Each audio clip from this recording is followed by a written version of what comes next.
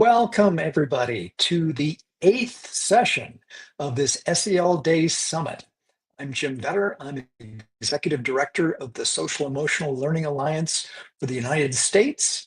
That SEL for US has been working with the Urban Assembly and our international partner 6 Seconds. We've been coordinating closely with the Collaborative for Academic Social Emotional Learning, CASEL, and Committee for Children to put on SEL Day, along with all the work that you've been doing around SEL Day. People across the country and around the world are doing things in their own communities to celebrate SEL Day. So we'd like to know where you're from. Go right wherever you're watching the stream, go to the comments and just put in the comments, where in the world are you located? Folks who are participating, who are watching this right now, go ahead and just type that in the chat. Where are you from? And as you do that, okay, John will put those up so we can see those. Okay, we've got somebody from Oahu. Where else are folks from? Go ahead and just type in the chat. And as you do that, I would like to tell you a little bit about where you can find more information about the summit. We've got Milwaukee here, fantastic. And New Jersey is here, excellent. If you go to selday.org/summit, or just go to the summit page on SEL Day site, you'll see all of the previous sessions, and you'll see the one remaining session we've got coming up after this one as well. And you'll notice that in the earlier sessions, there are already recording links for many of the earlier sessions, as well as slide decks for those sessions as well. So if you go on, you can find those. And actually, we've got we'll have the slides for this session going up soon as well. So you don't have to worry about finding the slides. They're right there on the SEL Day website. We'd like to give a big thank you to the folks who have sponsored SEL Day and made it possible in that way, including our supporter sponsors. We have 3 returning sponsors as supporters: Lions Quest, Pure Edge, and Antioch University. And we'd like to give a big thank you to them. If you go on the summit page, you'll see Lions Quest, Pure Edge, and Antioch logos there. If you click on those logos, you'll get much more information about them and a chance to request more information as well. We'd also like to thank our promoter level sponsors, returning sponsors, Ruler at the Yale Center for Emotional Intelligence, as well as Responsive Classroom Fly 5, and new sponsors this year, Wayfinder and Attachment Matters. And also, big thank you to everybody on the SEL Day 2025 committee that's been working for months now to put this event, including this summit, together, as well as lots of other people from all of our organizations, the folks here at 6 Seconds, including the producing team that's been doing all the behind the scenes work of this stream, lots of folks from the Urban Assembly, as well as SEL for US, as well as our partners at CASEL and Committee for Children. Lots of folks have been collaborating to make this day possible. And you have been doing a lot of work. Many of you have been doing a lot of work to celebrate SEL Day. If you haven't already, go to the badges page on the SEL Day website and click on the login link to create an account, and then claim the badges that for the kind of SEL Day activities that you've been engaging in. So you get appropriate recognition. You might just make it on the leaderboard right there on the SEL Day website. Lots more people joining us. We've got Westfield, Mass. We've got Charlotte, North Carolina. Look at that, Portland, Oregon. Yeah, lots of folks. Great to see you here. Tomorrow, you will receive by email a very brief survey. It's just 6 questions long.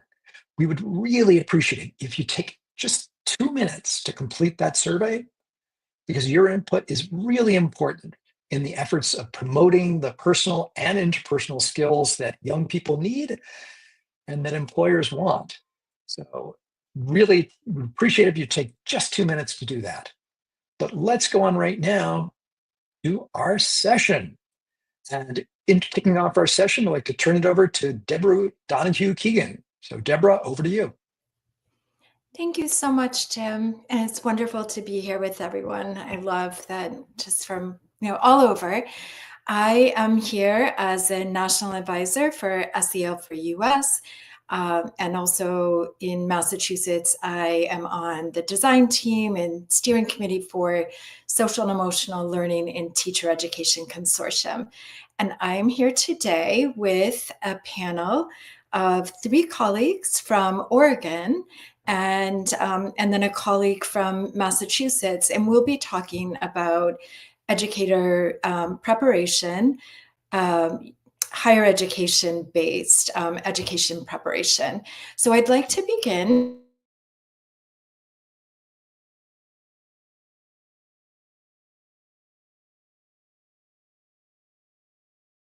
O'Neill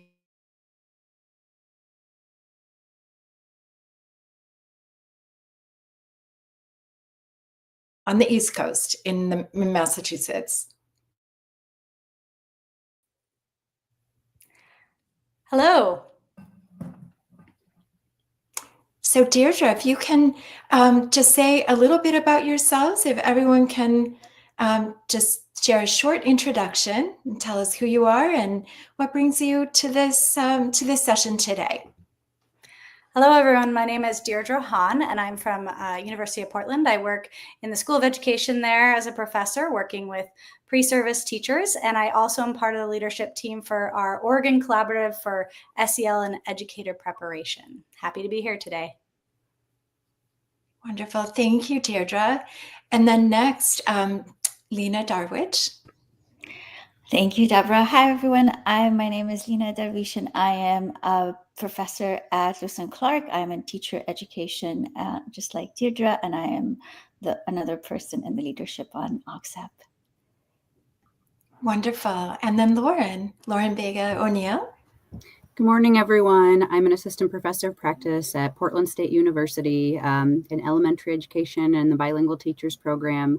And I'm also on the leadership team for OXEP, which you'll hear more about later. Wonderful. Thank you. And then Eleonora Villegas-Reimers. Hello, everybody. I'm Eleonora Villegas-Reimers. I'm a faculty member at Boston University, a clinical professor, and I am the chair of the Teaching and Learning Department, and one of the members of the that I'm going to describe today for you, Massachusetts Consortium on Teacher Education, SEL in Teacher Education. Thank you, Deborah. Yeah, wonderful. So we'll begin with a welcoming practice to welcome everybody into this space and to practice social and emotional learning. So if you could, Deirdre, if you could move to the first slide, that would be amazing. And our first prompt is, what color captures how you are feeling right now? So we're putting this out to everybody who is in this session. And if you are, feel that you want to share in the chat, we would love that. And, we invite you to think beyond just the primary colors. And you can also, it doesn't have to be one color. However you associate, some emotions with different colors, and it could be a mix. So for instance, for me, right at the moment, I'm feeling sort of fuchsia with some sprinkled in green. And I'm wondering if the others on the panel, if any of you want to share how you're feeling, what color captures how you're feeling right now. Green for me too.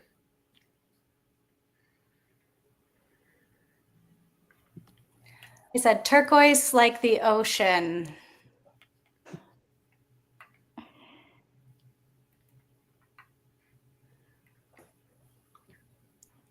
Anyone else? I think I'm in green as well. I have to say, I feel like I'm a red or a pink, just like energized. Wonderful. Yeah. So for now, how about if we move on? Speaking of energized, we'll move into Oregon. You can share your story and tell us about educator preparation in Oregon and all of the amazing work that you are doing in your state. Great. Thank you very much, Deborah. So my colleagues, Lena, Laura, and I are going to share with you a little bit about our work in Oregon around social emotional learning and educator preparation. We have been doing a lot of work in our state, and we want to share some of that with you. So we're going to also just provide to you a brief overview of what we mean when we're talking about social emotional learning in educator preparation. And then we're going to let you know about our journey building standards in Oregon for both K-12 and teacher preparation programs. And we're going to introduce you to OCSEP, the Oregon Collaborative for SEL and Educator Prep, and tell you a little bit about what we do.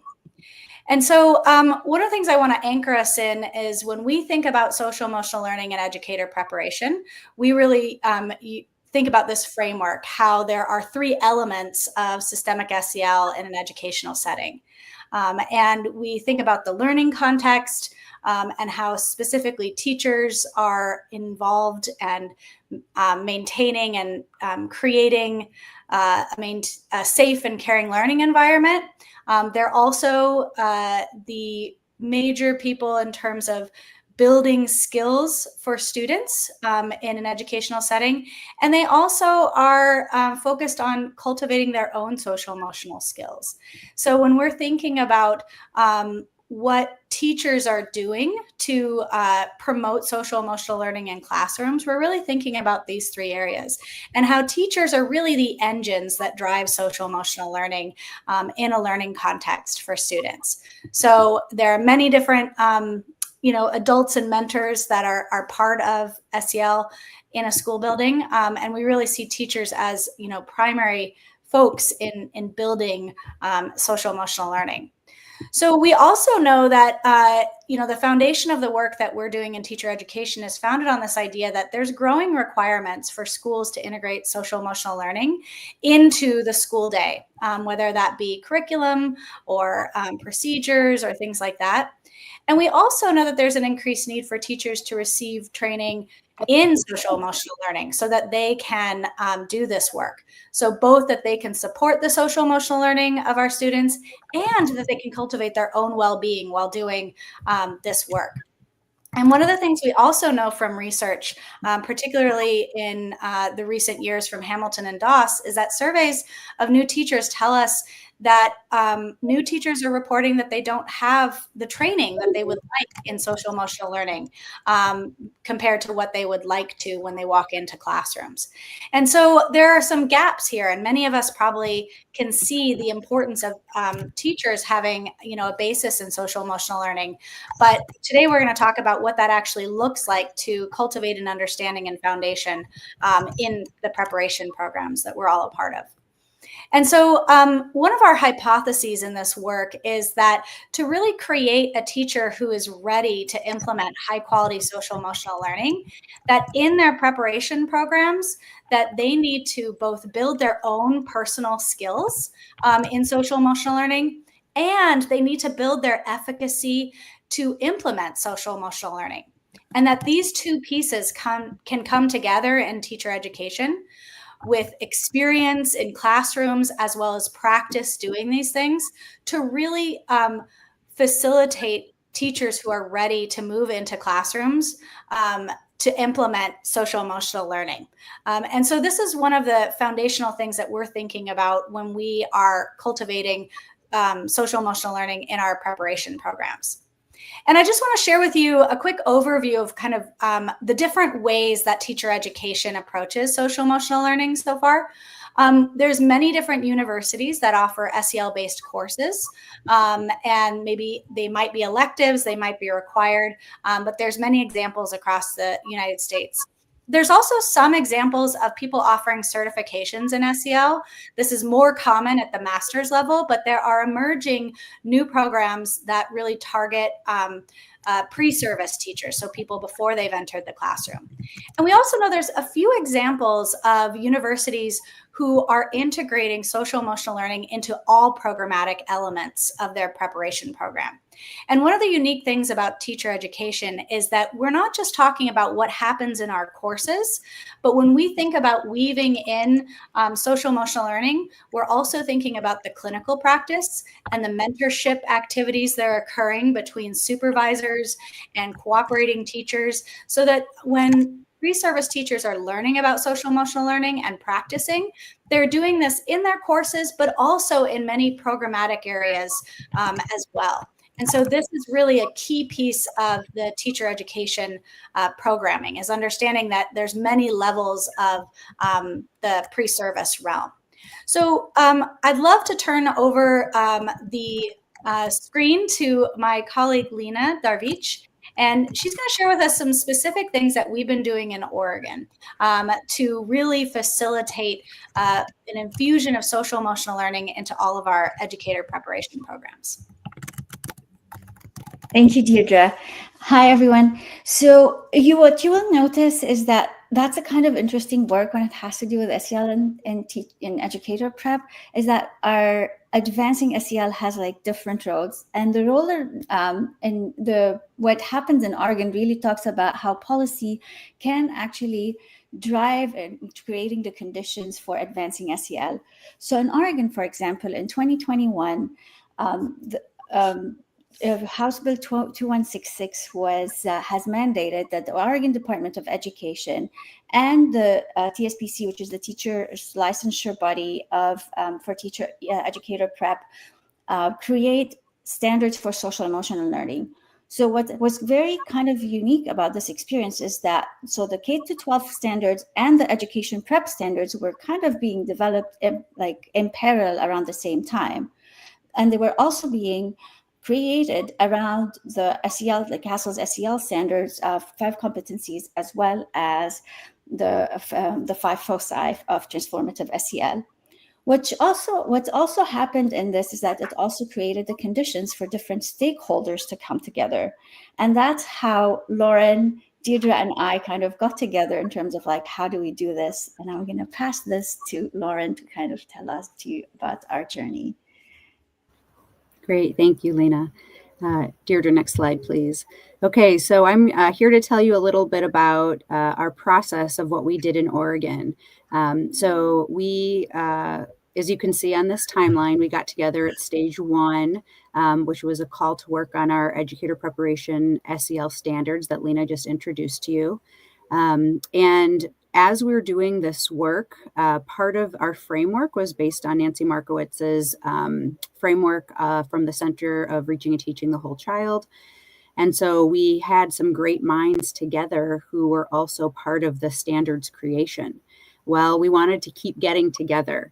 And I think one of the ideas that really taps into our session right now is that in order to advance SEL, not just in educator preparation, but across the state of Oregon, we had to find concrete ways to get together and to share ideas and to collaborate. So through this work on the standards, a few of us on our leadership team got together and created OCSEP, which doesn't exactly roll off the tongue, but it's the Oregon Collaborative for SEL and Educator Preparation.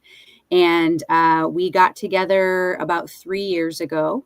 And so we have just been hosting monthly meetings that I'll tell you about in a minute.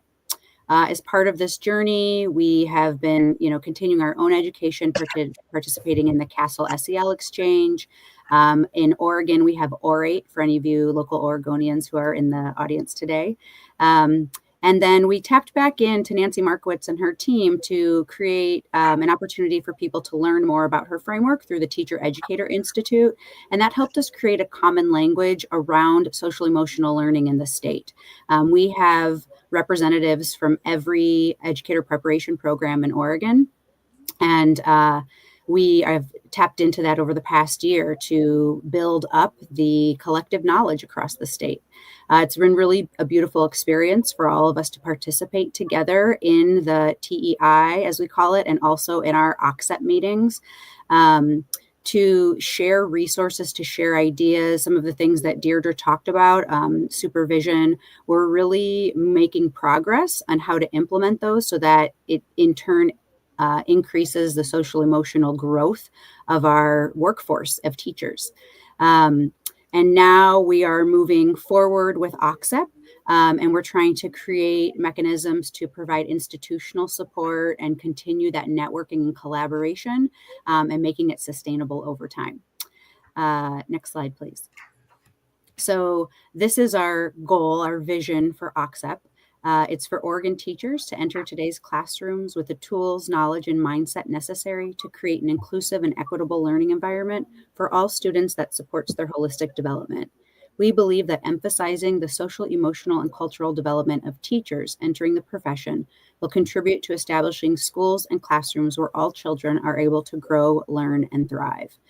And so our focus as educator instructors and teachers, is to get together and support one another, and not just implementing the standards into coursework. And so that's, one of the things we're trying to not just embed them in our programs, but also embody them, right? Embody these social emotional skills.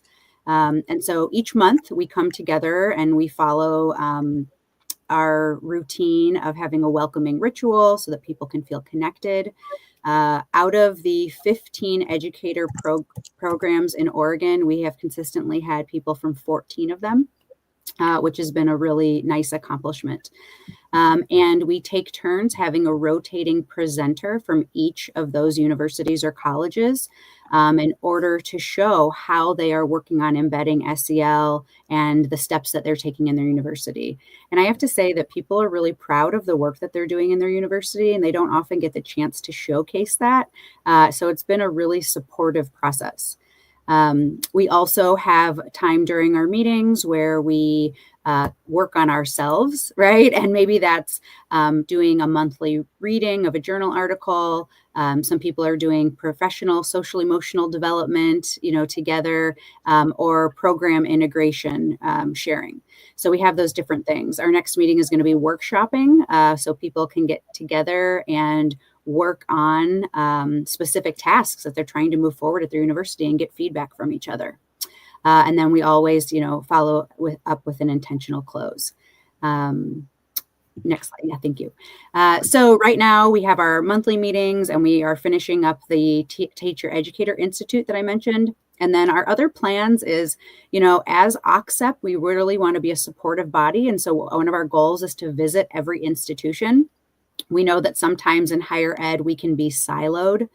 And so we want to just make sure that we have a chance to meet with entire faculty or entire colleges or departments to really support the whole team. And it's not just one person's pet project.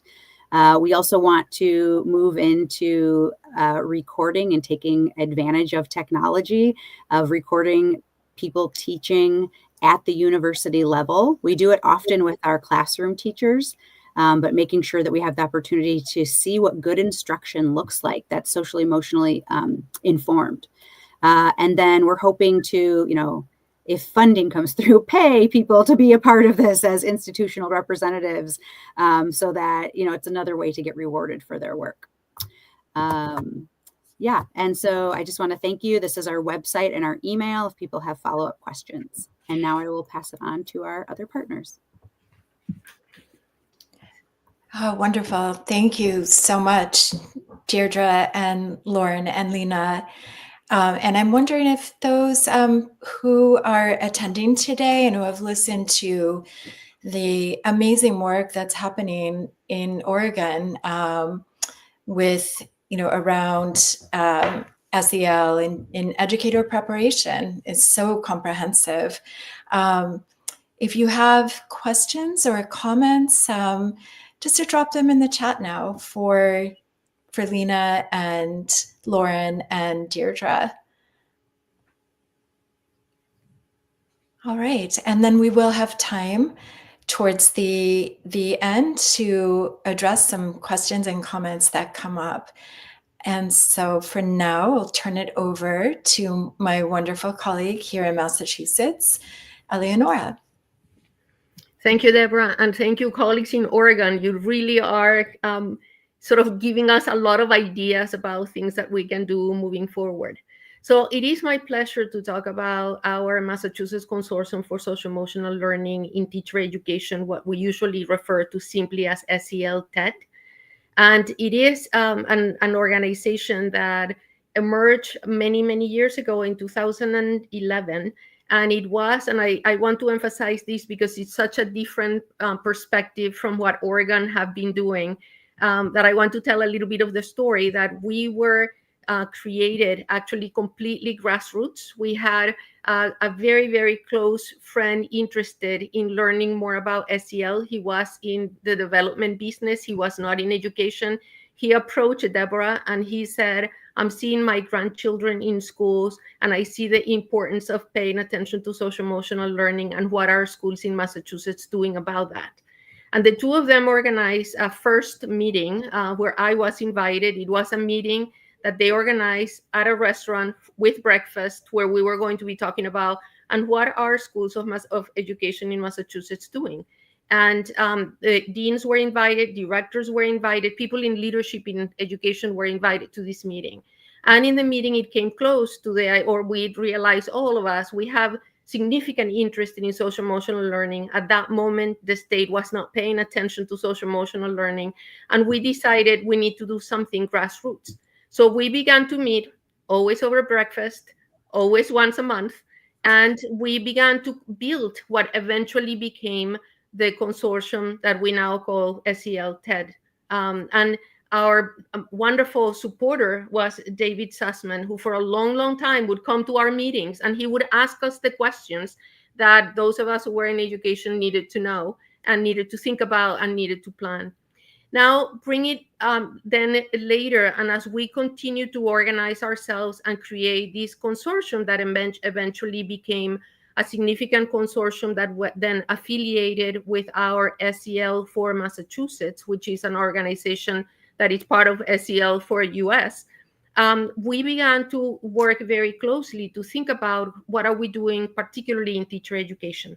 So if you can move to the next slide, that would be really helpful. So here you have an explanation of how SEL for Mass works, and you have the link there if you want to learn more about the work that we do in SEL for Mass. And then if you pass to the next slide, you will be able to see the description of our SEL TED. And I want to mention several things that we do in the SEL TED and that we have been doing for quite some time now.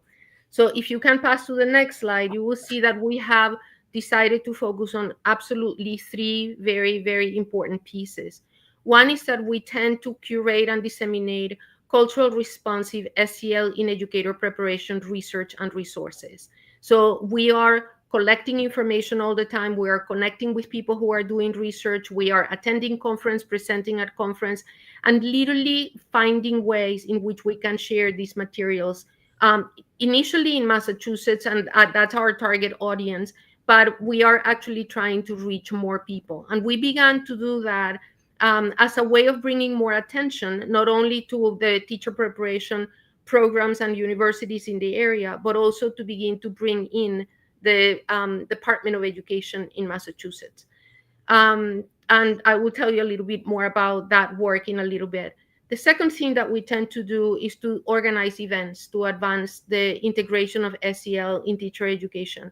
And those events have been from conferences to webinars to presentations for sort of professional development opportunities.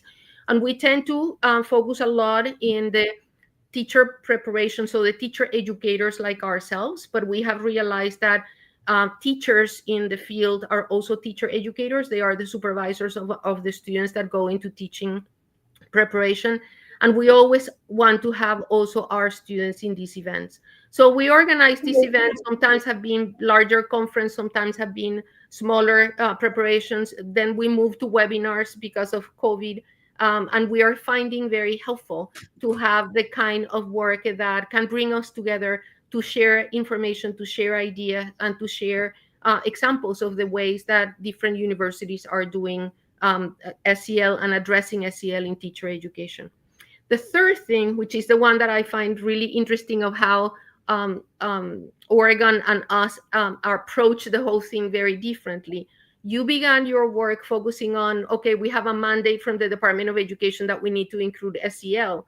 We began our work by trying to advocate with the state that we needed to have standards and indicators of SEL in teacher education. We kept saying that to say that we needed SEL in classrooms was not enough, because if you don't have the teachers who know how to do SEL in classrooms, then we were actually trying to ask student teachers to do something that they were not prepared for. So we began, if you think about it, from different ends of the same continuum, and it's interesting to see where we are as two different states, having begun in different directions, and where we are and what we have advanced. So at some point back in 2013, the Department of Education in Massachusetts, which is called the Department of Elementary and Secondary Education, because we have two other departments of education, one for early childhood and one for higher education, made a call to say that they were looking at the new standards of teacher education, and they wanted a work group that would come together to work with them in identifying the indicators of when the standards have been met. And you had to apply to be able to enter into this work group, and both Deborah and I applied, and we both were selected. So we became a force in that work group, trying to convince everybody of the importance of having indicators that were indicators of social emotional learning that student teachers needed to demonstrate in order to be able to graduate from a teacher education program and receive a teaching license. And this was not an easy task. It was incredible to us how a lot of people had no issue with having SEL in early childhood education. It was okay in early childhood education, but once we began to talk about elementary and secondary education, then there were a lot of concerns about, I cannot give up time in math or in science to be able to pay attention to SEL. And one of the things that we began to do on a regular basis, not only in that group, but that then we brought back to the SEL TED meetings and workshops and everything, was how do we demonstrate to people that doing and preparing teachers to do SEL in classrooms doesn't actually take any time away from the actual work of teachers, and in fact it improves the actual work of teachers. So we began by offering a lot of information, and one of the examples that I usually use, because I have used it in my classroom, is when you are writing a lesson plan, you have to write a lesson plan that actually shows what are you going to be teaching, and what are the standards that you expect, what are the learning outcomes that you expect at the end of the lesson, and how are you going to execute the lesson, so that then you can, and how are you going to assess that the learner outcomes were demonstrated. And one of the things that I always say is, so let's say that that you're writing a lesson plan in math, and you have a math lesson with whatever topic you're going to be discussing. And one of the things that you're planning to do is that the students are going to be talking with their neighbor, they're going to answer some questions, and then they're going to be presenting to the group, and then they're going to come into small groups, and they're going to do something together that then again they're going to present to the large class. And I say, well, what do you think happens when the students get together? And if they don't know how to work with one another, if they don't know how to divide responsibility, how to take responsibility, all those, in a way, if you think about all those competencies that we assume and that we teach about social emotional learning. And also when we're thinking about cultural responsive social emotional learning, and how do you do that when you have kids in the school who come from different backgrounds and may have learned math differently, and how are you going to help one child work with another child, and all of that, which is purely math. You're talking still about the math lesson plan. You still need to pay attention to the social emotional learning.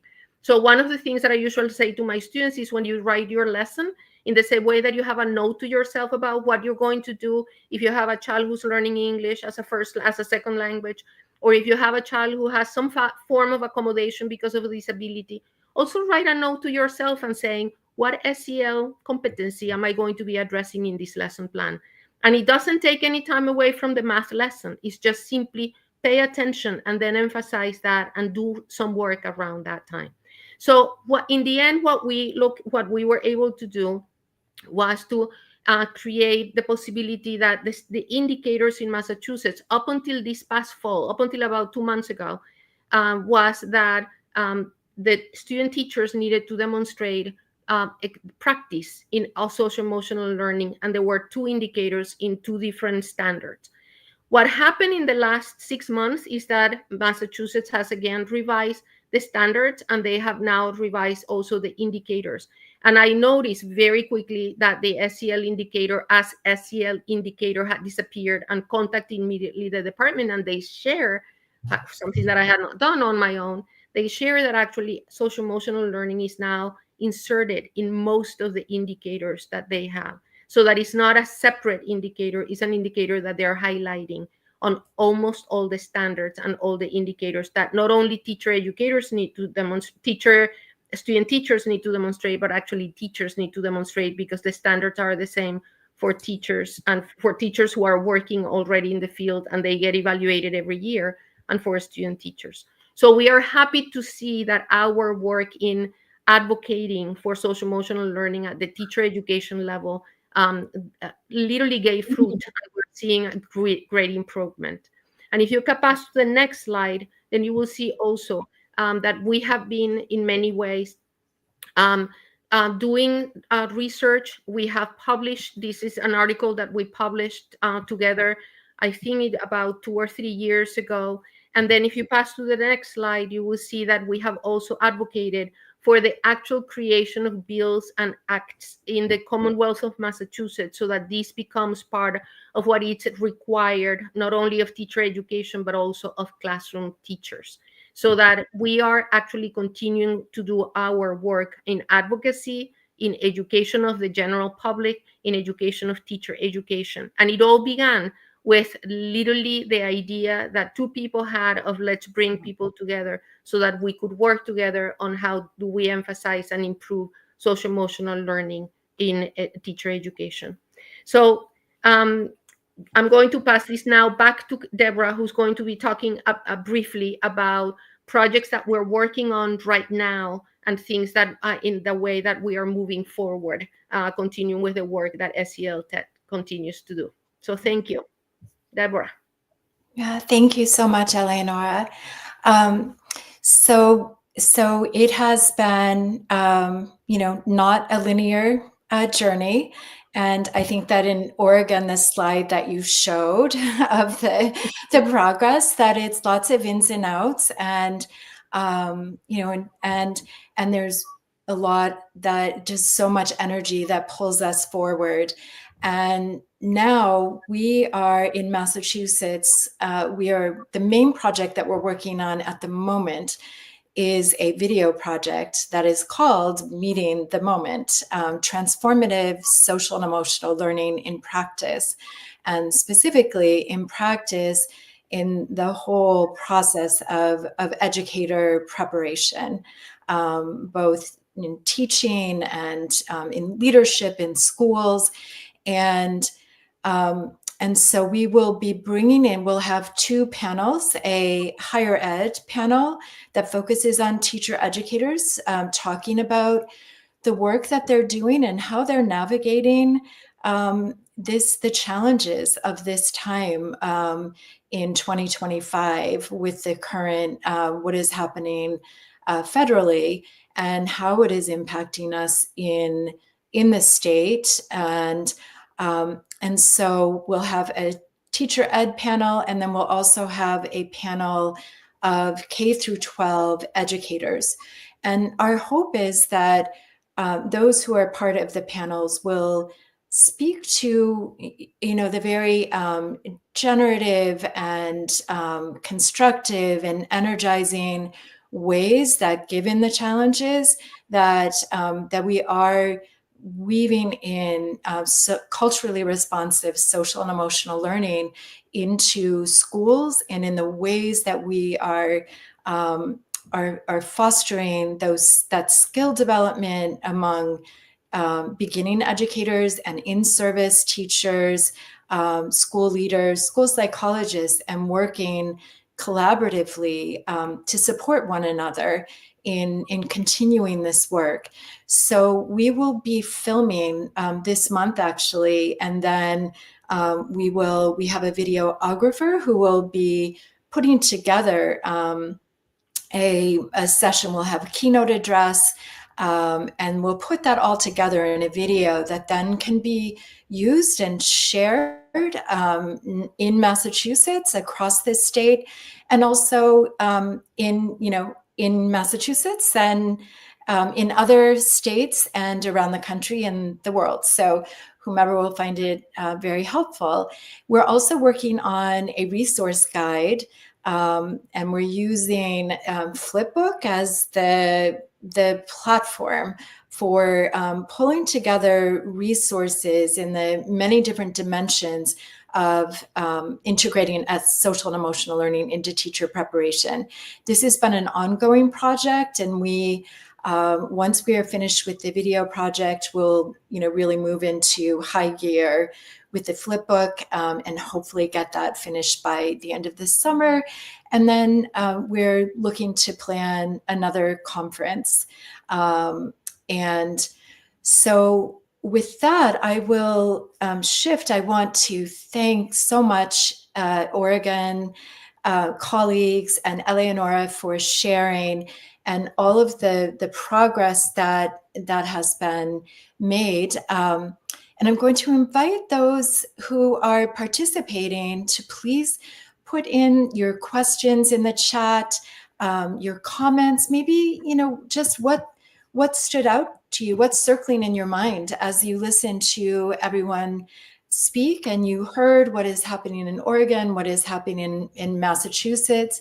And also I'll say that there is a link, a comment in the chat for Eleonora.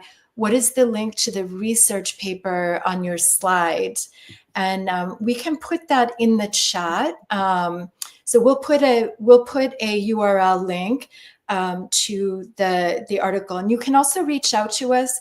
Our email addresses are on this slide that's up currently, and we can share that article, a PDF of that, for anybody who would like it. But I'd like to throw out a question while we're waiting for questions to come in from those who are attending this session. A question to all of you, because I noticed in the chat at the beginning, for those who are attending, that we have folks from Wisconsin and Mississippi, New Jersey, Pennsylvania, North Carolina, Hawaii. And so we're talking about processes in Oregon and in Massachusetts, on the West Coast and the East Coast. And I'm wondering if, I guess we could start with our colleagues in Oregon, with Deirdre and Lauren and Lena. If you could respond to this, if you were, sort of serving as consultants to those in other states, in states that maybe there isn't as much of an appetite for, social and emotional learning. There may be a lot of misconceptions, and it may be just such a flashpoint that those in the state are not even able to use the term SEL. What would you recommend in terms of getting started, and how to bring this into other states and other programs? Thanks, Deborah. I think that one of the places I like to start is to just ask people, what are they already doing? And so sometimes using different language, just asking skills about how we are helping teachers develop their own skills for maneuvering through the stressors and challenges with teaching, and just asking people in educator preparation, like, how do you do that? And starting with where do they begin, and building from there, and then say, how do you support the social emotional development of your students? And if we start with a conversation of what people are already doing, you'll find that there are so many beautiful things already there. And then encouraging people to build out of those things, because I think the conversations where we start with, what are we doing, oftentimes have those seeds of what else would we like to do after that. And so that's usually my recommendation, and my thought process is begin with where we are and celebrate that. And out of that will come where we want to go. Yeah, beautiful. Lauren, Lena, Eleonora, anyone want to add to that? I think one thing, and this is just based on my experience, is also reach out to people in other, if it's not in your own school, to others. Like finding Lauren and Deirdre, like there are two other people who are just as passionate about it, and be okay with like we don't know what we're doing, because when we started, we really was like, how do we start this? So reach out to others, learn about what others are doing, and see if you can find your kindred spirits, which also seem to be like the story in Massachusetts as well. Yeah, wonderful. I see that we do have a couple of questions that have come in, which is great. Thank you. So we'll go to the question from Catherine. And I should mention that Catherine is also in the design team for Massachusetts, our consortium for SEL and teacher prep. And so the question that's up on the screen, what advice do you have for teachers and teacher preparation faculty so that they can sustain SEL programs over time, even in the face of challenges? Anyone want to start with taking that on? I'm happy to start, and I would say that one of the key things is to, as Lena was saying before, the most important thing I think is to realize that you're not alone, because if you try to in a way do something by yourself, eventually at some point you give up, or it's too much to be all the time sort of trying to agree, advocate. But if you're advocating with others and you know that other people are trying to do the same thing, and you advocate with others in a way that actually, when you have more people and more organizations behind you, you have a little bit of a different leverage when you are trying to stay the course of focusing on social emotional learning, recognize the importance, continue doing the research and learning the research. And actually, the other piece that I have found is translating the research into ways that even parents can understand and advocate for, because then that can be also, in a way, an ally in the idea of how do we bring more social emotional learning into classrooms. And then by default, you need to have the teachers who actually know how to do that in the classrooms. I think that finding organizations like CELTED or the Oregon OCSEB, or finding even the SEL for US that has now the higher education work group that I don't know if any of you want to mention. I think that that's an important thing to recognize and to say, the more that we can work together, the better that we will be. There is a lot more than we can accomplish together than alone. Thank you so much, Eleonora. And what Eleonora is referring to is SEL for US has a higher education working group, and we welcome participation. And it's for those who are interested in looking at SEL, weaving it into higher ed-based educator preparation programs, and also those who are interested in weaving into higher ed, generally. I do notice one other question that I'll put out. I know we just have a couple of minutes, but this is from Bill. How much were the two states able to give voice to school districts, parent groups, students, and other community groups in their planning and implementation processes? So wondering, Deirdre, Lauren, Lena, if you have any of you have any thoughts on that or insights to share? I'll just chime in. I know, so one of the things that we shared is that the creation of standards in Oregon happened at the same time for K-12 and for teacher preparation. And both those processes involved many work groups. And so for the Oregon Department of Education, they really did an excellent job at soliciting the input of people across the state in many different sectors, including students, parents, people in child development areas that were not education, to really be a part of the creation of the standards. And the same thing for teacher preparation. We really went out to people across the state in many different sectors to collaborate in that planning and implementation process. And so I think as we continue, one of the things I appreciate about Oregon is that we really try to include people from many different areas of the state and many different regions and many different kind of viewpoints, so that we're able to really have a holistic voice of Oregon education in the process. I don't know if anyone wants to add to that. I think that's our closing thought for the panel, because we are out of time, and I see that Jim has joined us in the main room. And so I just want to thank all of you for sharing. And Jim, thank you for inviting us. Thanks for the whole team for inviting us. And thanks to everyone who is here for this session. And we hope that you will reach out to any and all of us with questions and ideas. And hope you are all as inspired as I am. And thank you so much to all of you, everybody on the panel. So interesting to hear about how this work has unfolded in Oregon and Massachusetts, the similarities, the differences, really inspiring. So thank you so much. That if you are looking for the slides for this session, if you go on selday.org to the summit page there and scroll down, you'll see that the slides have been already posted. You'll also notice on that page that there are a whole series of earlier sessions. If you missed any of them, the recordings of most of those sessions are already posted. The recording for this session will be posted later today. And there is one more session left to go in our SEL Day Summit. That is coming up right at the top of the hour.